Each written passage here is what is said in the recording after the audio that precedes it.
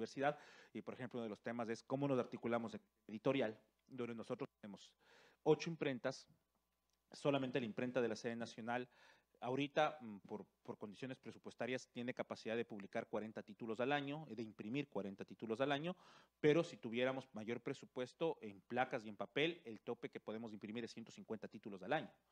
Entonces, hay una articulación con la universidad, estamos planteando cómo logramos construir toda la capacidad técnica que tiene la universidad en temas editoriales, por ejemplo, que la casa no tiene, y utilizamos la imprenta. Lo mismo con el tema de la radio, por ejemplo, la Casa de la Cultura tiene frecuencias de radio y tiene infraestructura en radio, pero no tiene capacidad técnica para generar programación para la radio, y eso es algo que la universidad sí tiene. Entonces, por ejemplo, esos diálogos nos permiten ir articulando las potencialidades que tiene con la Casa de la Cultura con aquellas que tienen las universidades, y eso ahorita pongo el tema Universidad de las Artes, pero eso sucede con muchas universidades más con las cuales estamos construyendo. Y además lo otro es que efectivamente necesitamos que el espacio académico que piense el tema de las artes y la cultura se articule con la Casa de la Cultura por un tema fundamental, y es la defensa de lo público en torno al tema del arte y la cultura.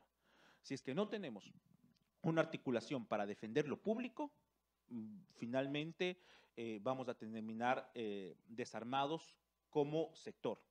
El sector requiere de que haya estas articulaciones para poder construir de manera conjunta alternativas, poder ser más eficientes en lo que hacemos, pero también poder hacer una cobertura política conjunta sobre las demandas que nosotros tenemos de manera colectiva. Vemos que el sector arte, cultura, educación es permanentemente el más golpeado en procesos de recorte y de achicamiento del Estado, y frente a eso tenemos que estar juntos para poder enfrentar esa situación. Voy a cerrar quizás con una pregunta que pude haber comenzado con esta pregunta, pero sabemos que en el ejercicio de lo político y de lo público, muchas veces lo urgente se impone a lo importante. Y quisiera preguntarte al respecto de ambas cosas, ¿no? ¿Cuáles son los urgentes que tú ves ahora mismo?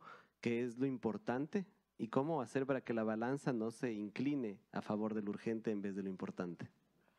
Bueno, lo urgente es presupuestos, lo urgente es funcionarios, eh, lo urgente es la crítica situación de infraestructura que tenemos en 5 núcleos de la Casa de la Cultura, que realmente están, bueno, Galápagos no tenemos infraestructura, arrendamos, eso es un problema, pero la situación de infraestructura de Santo Domingo, de Santa Elena, de Manabí, de Esmeraldas es crítica.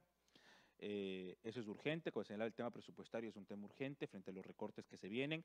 El tema de funcionarios y de talento humano es crítico porque hay núcleos que no pueden operar básicamente porque no tienen los funcionarios. Eso sucede en El Oro y en Santo Domingo. No hay capacidad de operación, hay niveles de ejecución presupuestaria bajísima porque en El Oro nos pasó que se jubiló el tesorero, se jubiló la contadora, y entonces el Estado no nos permite volver a contratar más tesoreros y contadores, así que a un compañero que trabajaba en la imprenta, que es de carrera de la imprenta, pero que se graduó de contador, le encargaron la tesorería, pero no quiere topar nada de presupuestos porque efectivamente él implica una responsabilidad cuyo sueldo no le da porque tiene sueldo de asistente 1, lo cual quiere decir que gana $630 y por $630 le toca hacerse cargo del financiero del núcleo, así que ahí no hay un problema muy grave. Lo mismo nos pasa en Santo Domingo.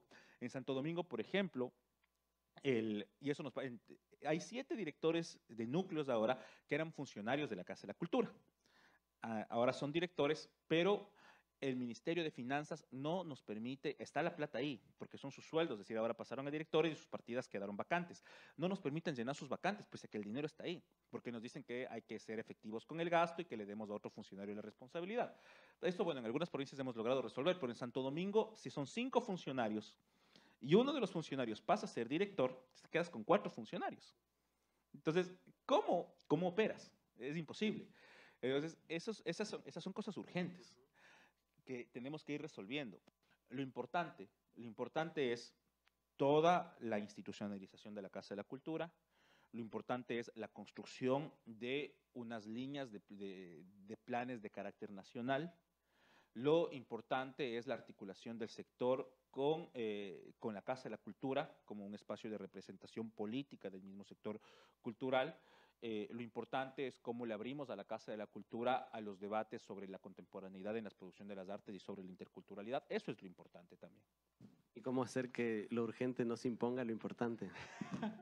Bueno, como vimos, le dijimos a Mayra y a Mariuxi, ustedes se ocupan de lo importante.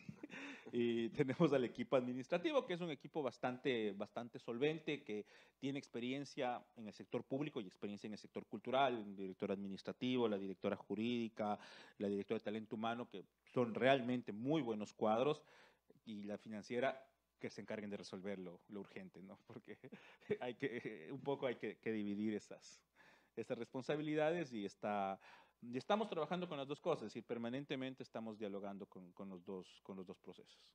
Fernando, quizás un mensaje para finalizar, un mensaje a la gente que confía en ti, en tu gestión, que le apostó a este cambio, ¿qué les dirías? Bueno, a ver, creo que lo que hay que decir y les pedimos permanentemente es que entendamos que el momento es un momento complejo, que la resolución de los procesos dentro de la Casa de la Cultura no van a ser inmediatos y que por lo tanto tenemos que entender que estamos trabajando en la construcción de otra institucionalidad cultural posible. Y ese proceso es un proceso que demora y que requiere de irlo evaluando, tejiendo, haciendo, porque no es algo que se puede lanzar de un día para el otro. Entonces, pedir que tengamos ese entendimiento sobre los procesos, llamarles, una de las agendas centrales que tenemos es que tenemos que juntarnos como sector a debatir la situación del sector del arte y la cultura de manera conjunta y que vamos a convocar el próximo año un espacio de debate sobre aquello, que tiene que pensar lo que sucede hacia dentro de la casa, pero que también que tenemos que pensar qué es lo que pasa hacia afuera. Tenemos que poner en debate qué sucede con la ley de cultura y qué sucede con otros ramajes legales donde la cultura tiene que ver, porque muchas veces queremos reducirlo todo al tema de la ley de cultura, pero tenemos que discutir y debatir con la ley de compras públicas, por ejemplo, es decir, no nos queremos meter en ese debate, no nos damos cuenta que ese debate es importante porque ahí está la posibilidad de resolver un problema central que es el tema de las productoras, porque la ley te obliga a que el Estado contrate productoras para contratar a los artistas. Y eso tiene que ser un problema que tenemos que debatir. Lo tenemos que debatir qué sucede con la ley de educación intercultural, porque toda la aplicación del régimen de educación que está en la ley de cultura se tiene que aplicar ahí. ¿Qué sucede con el código de ingenios, que es fundamental para pensar el tema de la producción del arte hoy en día?